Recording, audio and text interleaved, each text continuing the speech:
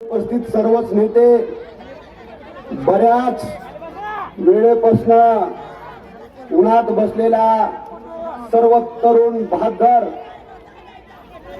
माय मावल्या लहू सैनिक आणि मित्रांनो, की घर नाही गावात, शेत नाही शिवारात, आमचं काहीच नाही, सरकारला आमचं सांग नाही, आम्हाला घर पण नाही गावात आणि शेत पण नाही शिवारात. म्हणून मी सरकारला सांगतोय की घर नाही गावात, शेत नाही शिवारात, कोण करणार आहे आमचं वाकडे? अरे पेटू द्या की सारा देश, त्याच्यात जळेल आमचं एक झोपडं, त्याच्यात जळेल आमचं एक झोपडं. कि अजब सी आग सीने में लगाए फिर रहा हूं. आता जे महाराष्ट्रात आम्ही फिरतोय ना, म्हणून माझ्या समाज बांधवांना सांगतोय की काय आग लागलेली आहे. कि अजब सी आग सीने में लगाए फिर रहा हूं. मैं तो लहू जी बाबा के चरणों की मिट्टी को अपने माथे पे लगाए फिर रहा हूं. कि अजब सी आग सीने में लगाए फिर रहा हूं. मैं तो लहू जी बाबा के चरणों के मिट्टी को अपने माथे पे लगाए फिर रहा हूं. 2 गज जमीन भी नहीं मिलती इस देश में हमें दफनाने. 2 गज जमीन भी नहीं मिलती इस देश में हमें दफनाने. अरे मैं तो सर पे कफन बांध के फिर रहा हूं, सर पे कफन बांध के फिर रहा हूं. म्हणून काही माझ्या समाज बांधवांना मी विचारलं, आता हा देश तरुण आहे आणि आता ही चळवळ तरुणांच्या हातामध्ये सगळ्या समाजाने दिली पाहिजे. देश तर तरुण आहे, माझा समाज सुद्धा तरुण आहे. सरसरत्या रक्ताचे निधड्यात छातीचे सगळे लहूंचे वाघ करणे बाण पोरा, आता मला मुसमुस करणारी पोरे संपूर्ण महाराष्ट्रात दिसू लागलेल्या. म्हणून काही माझ्या समाज बांधवांना मी विचारला की बाबा आपल्याला आरक्षण मिळणार आहे, याच्यात आपला फायदा होईल असं तुम्हाला कशाहून वाटतंय? माझ्या समाजाने साधं आणि सरळ आणि सोपं मला 2-4 वाक्यात सांगितलं. म्हणले भाऊ, आम्ही काय जास्त पुस्तकं वाचत नाही, पण आमचा फायदा कशामुळे आहे? आमच्या समोरून आम्हाला आमचा भाऊ विरोध करतोय, म्हणजे नक्कीच आमचा याच्यामध्ये फायदा आहे. बरोबर आहे का? बरोबर आहे का? मागांना विरोध होतोय म्हणजे नक्कीच मागांचा काहीतरी फायदा आहे. मागांचा फायदा असता तर मागाला विरोध झाला नसता, असं माझ्यासारख्या कार्यकर्त्याचं स्पष्ट मत आहे. प्रगत जातीतल्या 27 आमदारांनी आम्हाला विरोध केला. अरे वारे वागानो, 80 वर्षे तुपावरत्या चपातीवरती तूप टाकू टाकू टाकू टाकू टाकू टाकू मलिदा हल. आता हे वाघांची लेकरं जागे झालेल्या, आता एक मोर्चा काढून भागणार आहे. पुन्हा पुन्हा मोर्चे काढावा लागतील. तुम्ही फक्त साथ द्या. या सरकारने जर आरक्षणाचं उपवर्गीकरण केलं नाही तर सरकारच्या उरावर नाचायला मागण्याच्या पोराने तयार व्हा, नाचायला तयार.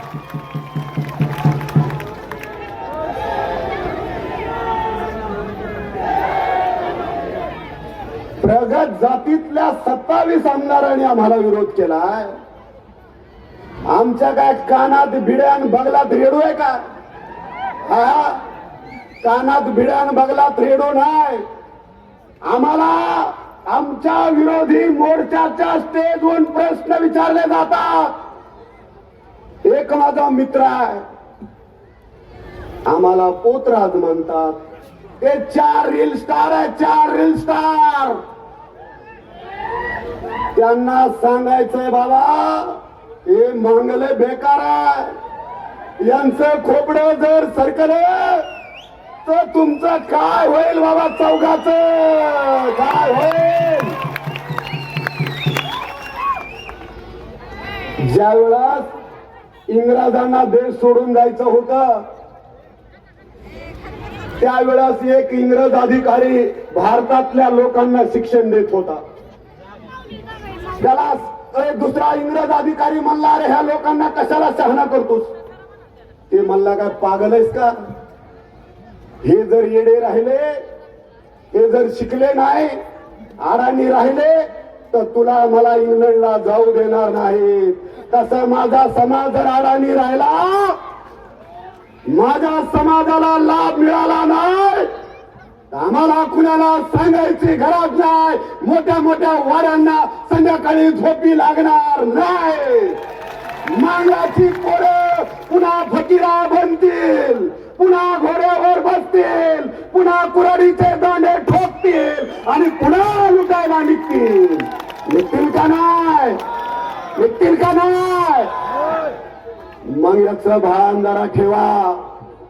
दुसरी गोष्ट, सरकार मधल्या आमदार खासदारांना बी मला सांगायची आहे आणि विरोधी पक्षातल्या आमदार खासदारांना मला सांगायची आहे.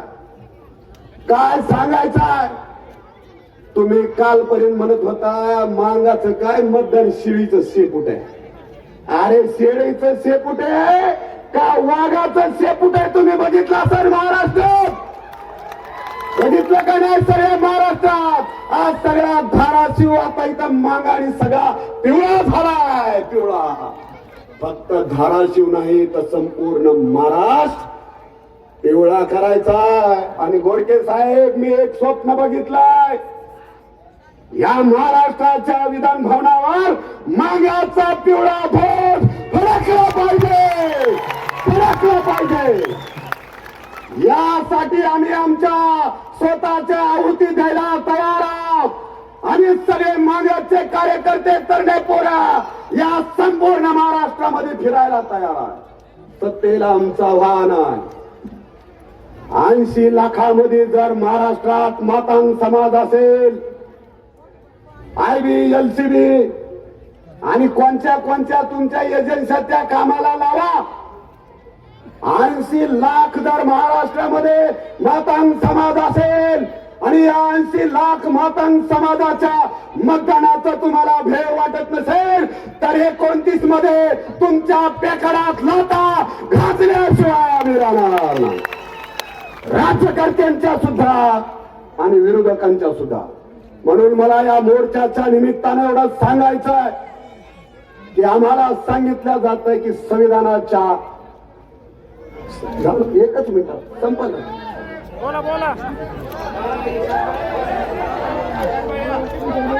मला एक सांगायचं आहे.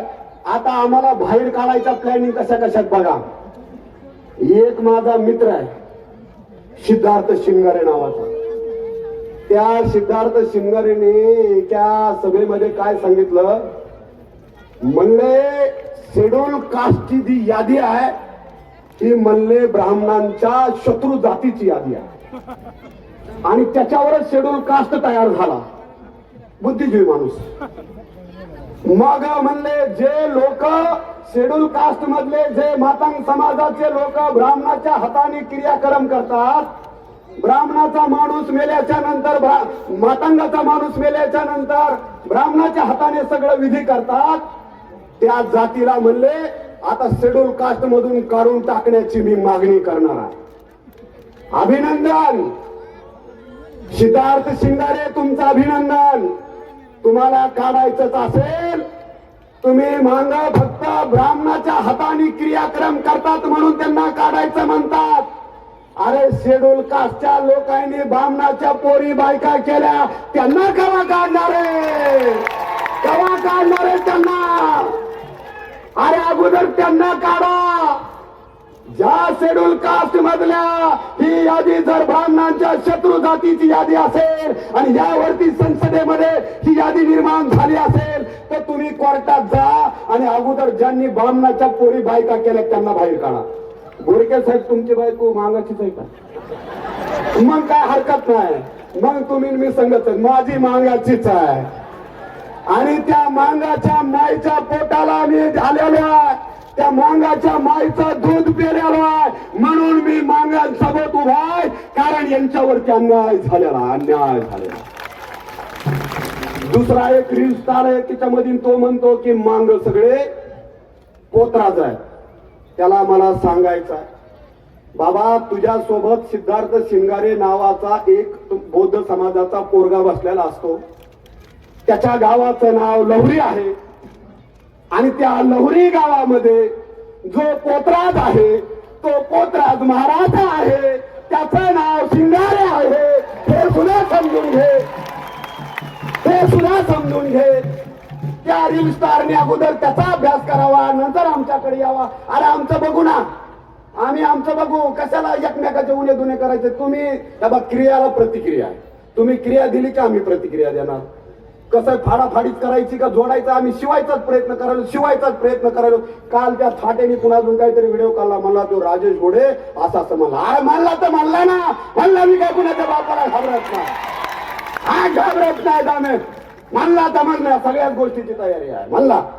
म्हणून मला या निमित्तानं समाजाला आता एवढं सांगायचं आहे, आपली लढाई धर्माची नाही, आपली लढाई हक्क आणि अधिकाराची आहे.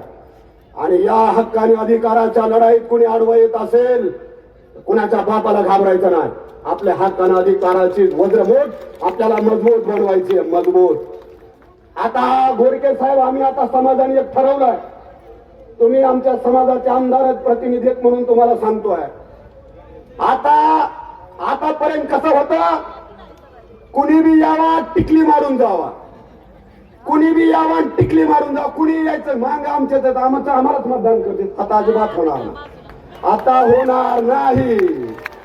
आता जो सोय करीन तो सोयरा, जो सोय करीन माझ्या समाजाची तो सोयरा, जे सोय करणार नाही त्याला मातीत गाडून टाकायचं, मातीत गाडून टाकायचं. त्याच्यामुळे आता जे सोय करीन, आमची सोय जर भाजपनी केली तर भाजप,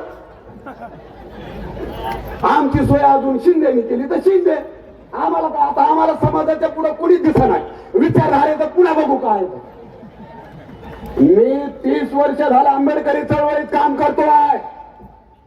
माझ्या गावामध्ये मांगाचं पोरगा बाबासाहेबांची जयंती करणारा गळ्यात निळा रुमाल घालून 5-5 हजाराचे मोर्चे मातांग समाजाचे काढलेला मी कार्यकर्ता आहे. आणि मला म्हणतो रुमाल काढून ठेवू, निळा रुमाल काढून ठेवू. अरे काय मक्तेदारी काय काढून ठेवू काय लावलंय. म्हणून तुमचं स्वप्न हे देशाची महाराष्ट्राची सत्ता घ्यायचं असलं पाहिजे.